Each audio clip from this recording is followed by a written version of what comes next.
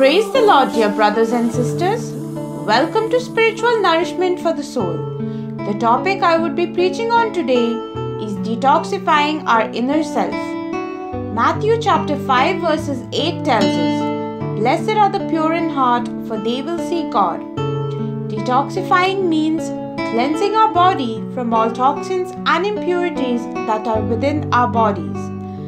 If we surf the internet, there are many detox plans to help cleanse our bodies, and it is important to do so considering the amount of junk and other unhealthy foods that most of us like to eat.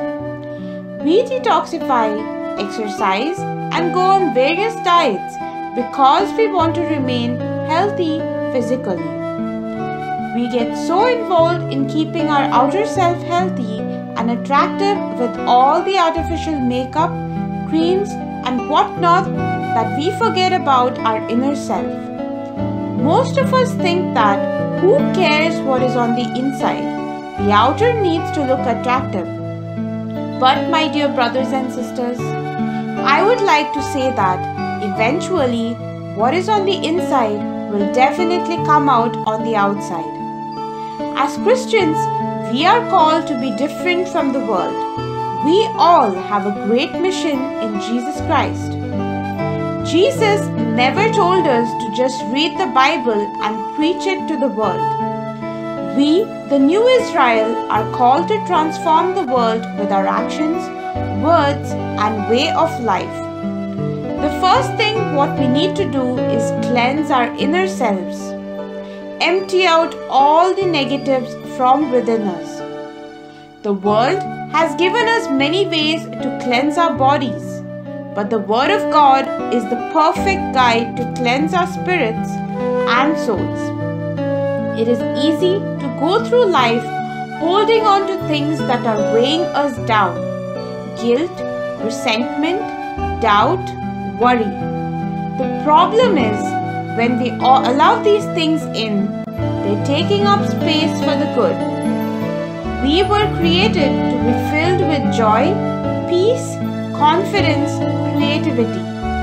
But if you allow worry in, it pushes out the peace. Imagine your life is like a container. 100% is the limit.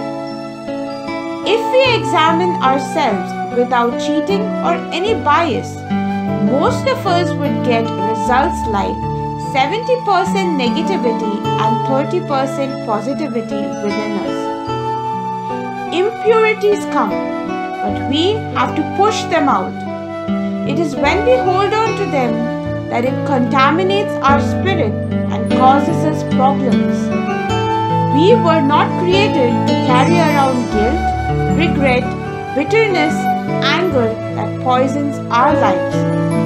If we constantly surround ourselves with negative or bitter people, that negativity will start to enter our mind. We will begin looking at things in a different light. After all, we cannot help but pick up traits of those we spend time with. We can learn this well in the story of Joshua. He was around Moses all the time, and after Moses passed away, Joshua took over and led Israel into the promised land. He had acquired very good leadership skills by observing and learning from Moses all these years. The same is true even today. If we hang around negative, mean, or sinful people all the time, it is definitely going to rub off on us. If we hang around godly, wise, loving people, that will rub off on us. I am not saying that we shouldn't help people or spend time with negative people at all. But we should take care to guard ourselves against their negativity. David said in Psalm 103, "God fills my life with good things, so I stay young and strong."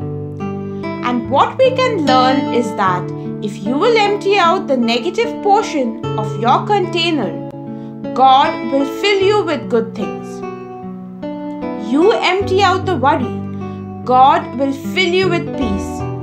You empty out the insecurity, negative things people have said about you.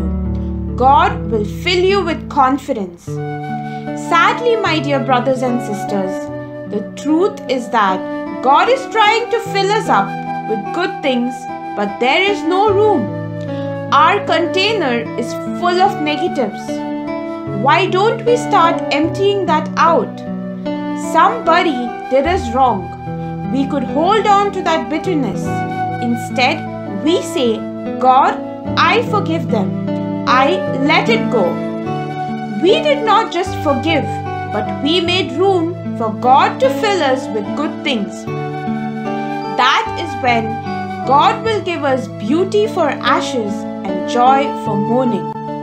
Perhaps a co-worker got the promotion that you worked so hard for.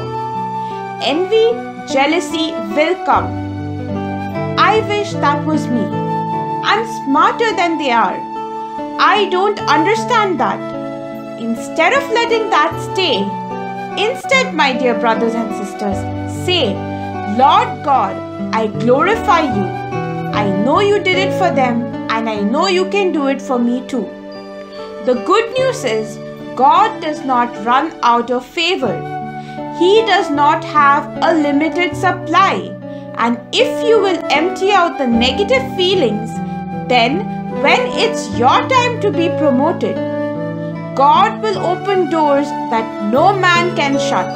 The truth is that what has your name on it is not going to anyone else.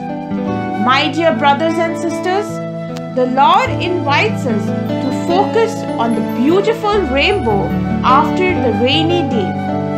He is calling us to look beyond our negatives. Do not go through life looking in the rear view mirror down on yourself, living in regret. You cannot do anything about the past, but you can do something about the present.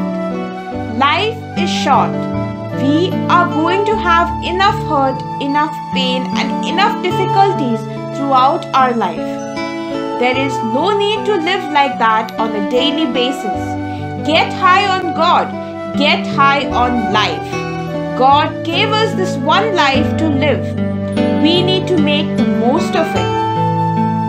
As I end today's session, my dear brothers and sisters, I would like to tell you to use the principle of depreciation and writing off in our lives. Depreciate your negatives. Work gradually towards them, and finally the victory will be yours in Jesus' name. May Jesus Christ be praised at all times. Have a blessed day in Jesus' name. This is Pearl Rodriguez from Kadosh Marian Ministries. God bless you all.